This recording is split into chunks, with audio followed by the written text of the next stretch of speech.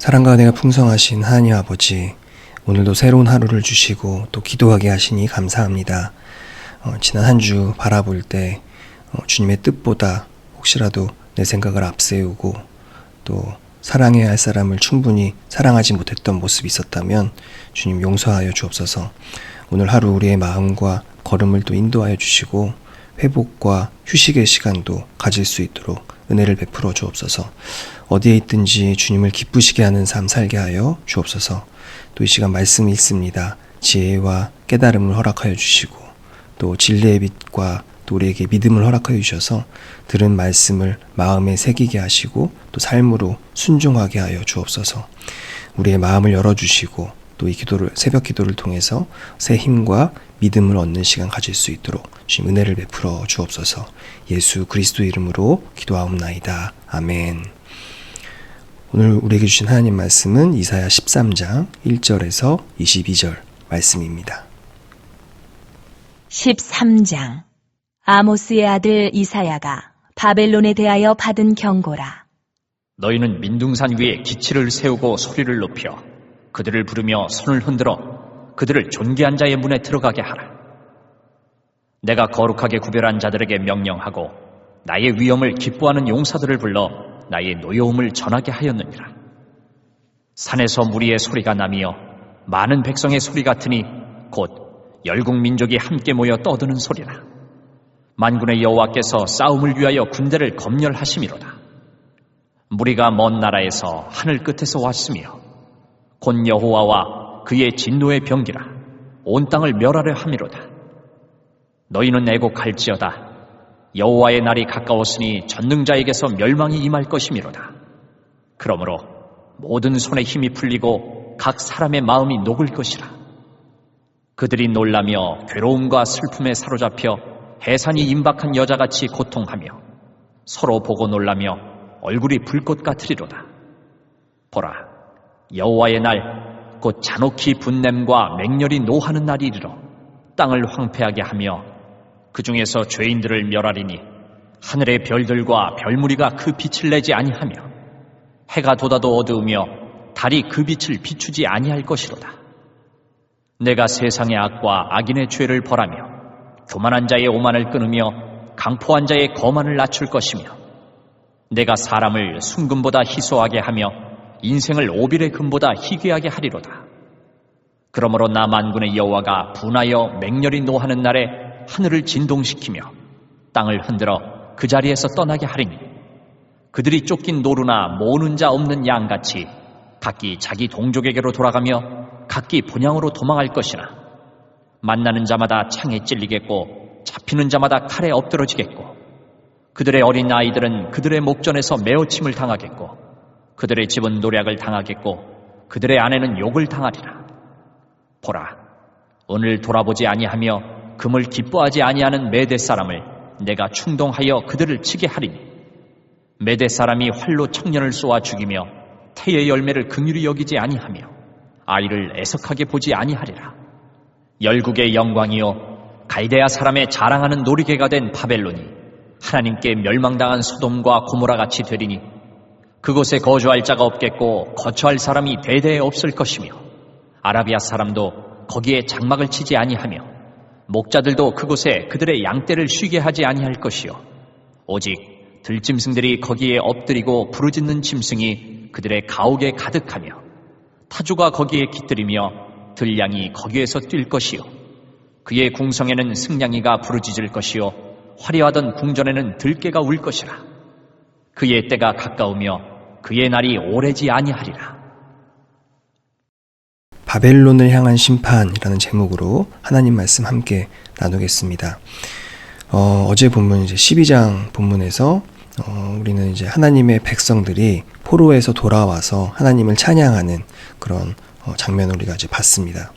하나님의 어떤 진노가 끝나고 이제 위로가 시작된 것이죠. 그리고 사람들은 이제 하나님께 돌아온 백성들은 하나님의 그 어떤 놀라운 은혜에 찬양을 하는 그런 본문이 어제 본문이었습니다. 그런데 이제 조금 그런 게 이제 오늘 13장부터는 다시 또 심판에 관한 말씀이 나옵니다.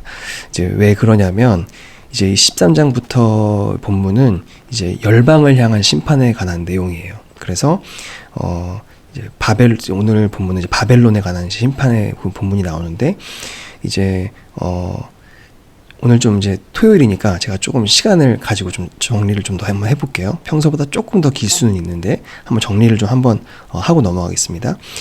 7장부터 12장까지 본문이 이제 아람하고 북이스라엘이 유다를 이제 공격을 했잖아요. 그렇죠? 그래서 그 전쟁에서 하나님이 어떻게 하나님의 백성들을 구원하시는지를 이제 보여주는 이제 본문이 이제 7장부터 12장인 거죠. 그리고 이제 13장부터는 그러면 이제 하나님이 이제 그 나라들 외에 다른 열방 전체를 어떻게 다스리는가, 이제 그거를 말씀하는 거, 그것에 대한 예언을 해주시는 말씀이 이제 13장부터 이어지는 겁니다. 그 12장까지 내용 조금 더 정리를 한번 해보면은, 그 당시에 이제 뭐 국제 정세에 대해서 한번 얘기를 한번 해볼게요. 이제 조각조각 우리가 이제 장을 보면서 이제 공부를 했었는데, 이제 좀 연결이 안 되실 수도 있을 것 같아서 한번 정리를 한번 해보겠습니다. 일단은 아람하고 북이스라엘이 이제 아수르가 점점 커지니까 이제 아수르를 이제 걱정을 하기 시작했죠. 그래서 남유다한테 우리 같이 이제 싸우자 이제 한 거예요. 근데 남유다는 이제 그거를 거부한 거죠. 그래서 결국에는 아람하고 북이스라엘이 이제 그 거부한 이제 아하스를 이제 폐위하려고 이제 유다를 공격을 하는 거죠. 그런데 이제 실패를 하는 거예요. 그래서 이제 아하스가 결국에는 이제 살아남게 되는데, 그런데 아하스가 이사야의 말씀을 이제 거부하고 이제 누구한테 도움을 청하는 거예요? 이제 아수르에게 도움을 청하는 거죠. 그래서 이제 아수르는 반대로 이제 북이스라엘을 침공하는 거예요.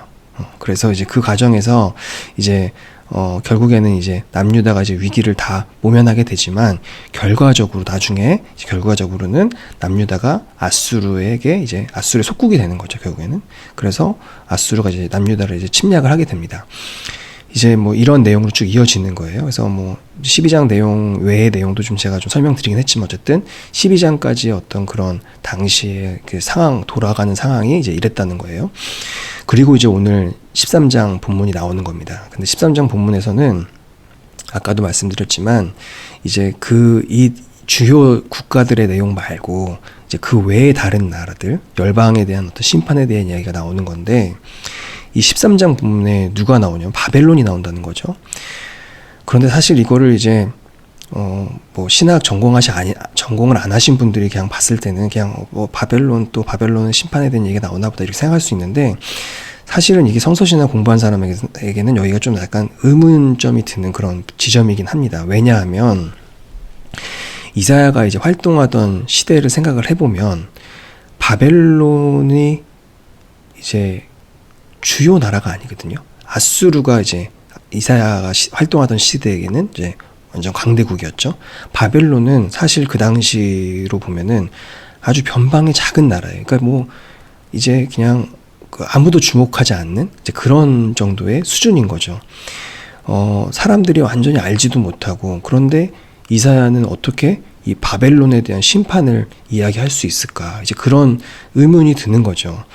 그래서 이제 이런 것에 대해서 여러 의견들이 있습니다. 신학자들 가운데는. 그래서 뭐 이사야가 그 정도로 국제정세에 능했기 때문에, 실제로 이제 국제정세에 능하잖아요, 이사야가. 그러니까 그런 바벨론의 어떤 그런 아주 시작점이 있을 때 하지라도 그걸 알았을 것이다, 이렇게 생각하는 이제 신학자들도 있고, 또 이제 뭐 후대에 이사야 말씀을 최종적으로 이제 편집한 이 서기관이 어쨌든 그런 바벨론의 멸망의 내용에 대해서 이사야가 조금 했던 내용들을 이제 크게 이제 결과적으로 크게 좀 이렇게 더 추가를 해서 이렇게 기록을 했을 것이다, 이렇게 말하는 사람도 있고, 또 이사야가 뭐 전혀 알지 못하는 상황에서 그냥 하나님이 기계적으로 예언을 하게 하신 걸 거다, 이렇게 생각하는 사람들도 있습니다.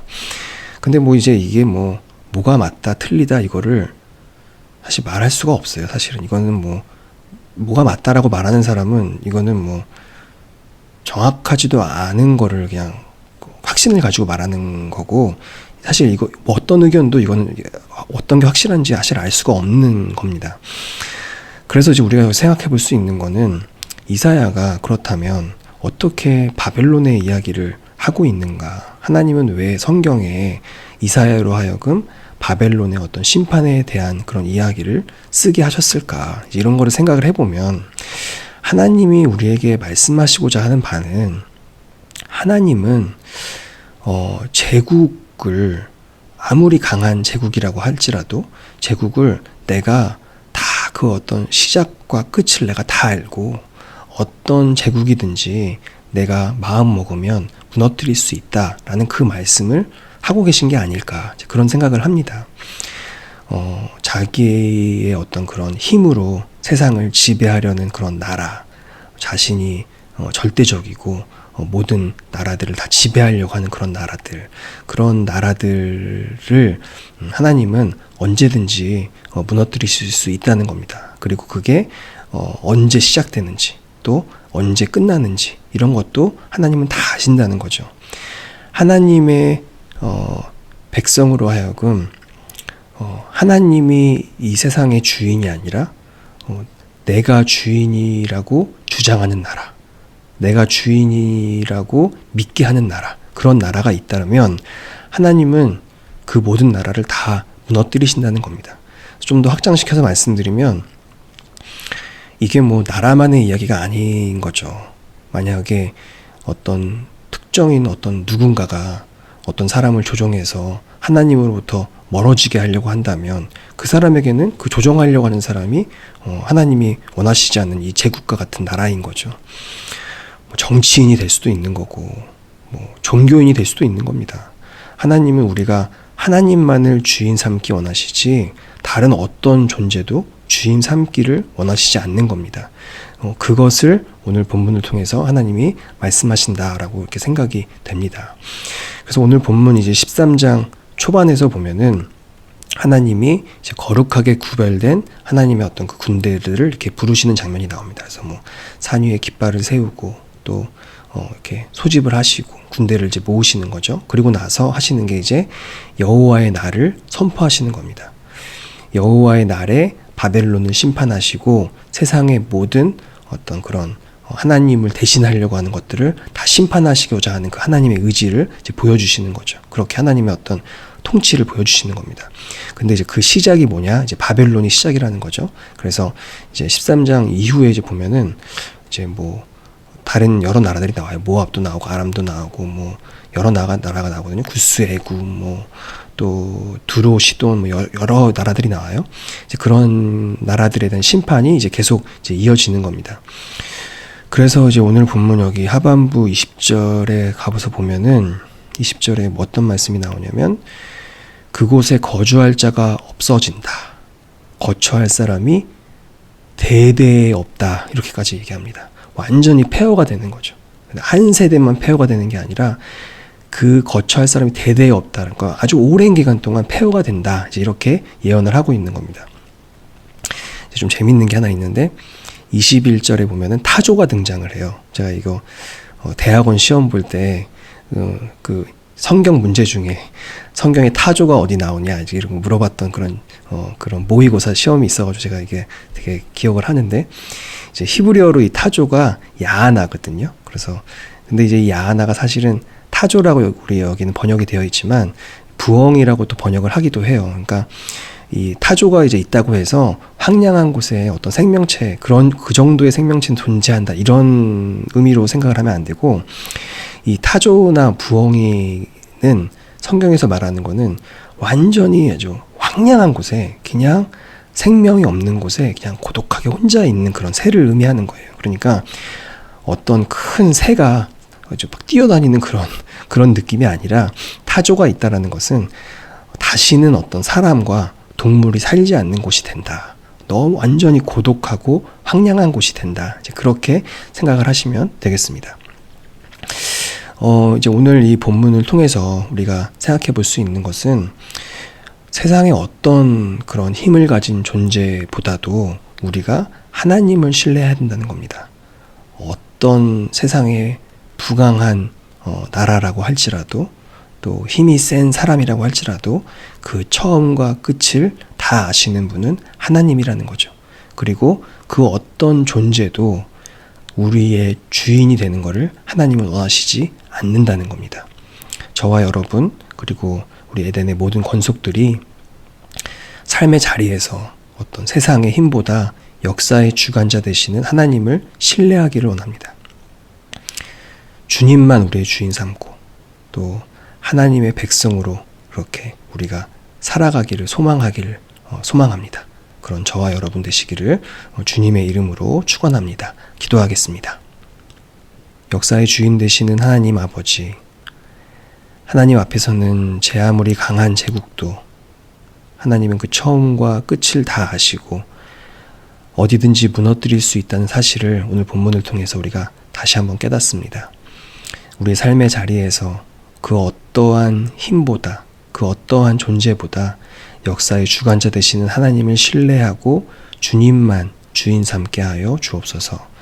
특별히 내일은 주일입니다. 성찬을 통해 주실 그 하나님의 은혜를 기억하며 우리의 몸과 마음을 깨끗하게 준비하게 하시고 에덴의 모든 성도가 주님의 몸과 피를 나누는 가운데 하나임을 확인하고 또 감사와 찬양을 올려드리게 하여 주옵소서. 부족한 종 늘 격려하시고 사랑으로 품으시는 성도들의 마음을 주님께서 헤아려 주시고 또 위로하여 주시고 그 가운데 부족함이 아닌 하나님 허락하시는 은혜가 드러나게 하시고 말씀과 사랑으로 주님 닮은 섬김, 성실함으로 잘 실천하는 또 제가 되게 하여 주옵소서. 에덴의 모든 다음 세대들을 사랑으로 안아주시고 어디에서 무엇을 하든지 무엇을 계획하든지 주님의 은혜 가운데 거하게 하시며 주님께서 친히 모든 발걸음을 인도하여 주옵소서. 추운 날씨 건강 상하지 않게 하시고 또 건강한 모습으로 주일 맞이할 수 있도록 오늘이 회복의 시간 또 쉼의 토요일이 될 수 있도록 주님께서 은혜를 베풀어 주옵소서. 우리가 기도하며 진행 중인 에덴 차세대 장학금 선발 과정 가운데 주님께서 함께하여 주시고 가장 선한 길로 주님께서 인도하여 주옵소서. 이 모든 것 예수 그리스도 이름으로 기도하옵나이다. 아멘. 하늘에 계신 우리 아버지, 아버지의 이름을 거룩하게 하시며 아버지의 나라가 오게 하시며 아버지의 뜻이 하늘에서와 같이 땅에서도 이루어지게 하소서. 오늘 우리에게 일용할 양식을 주시고 우리가 우리에게 잘못한 사람을 용서하여 준 것 같이 우리 죄를 용서하여 주시고 우리를 시험에 빠지지 않게 하시고 악에서 구하소서. 나라와 권능과 영광이 영원히 아버지의 것입니다. 아멘.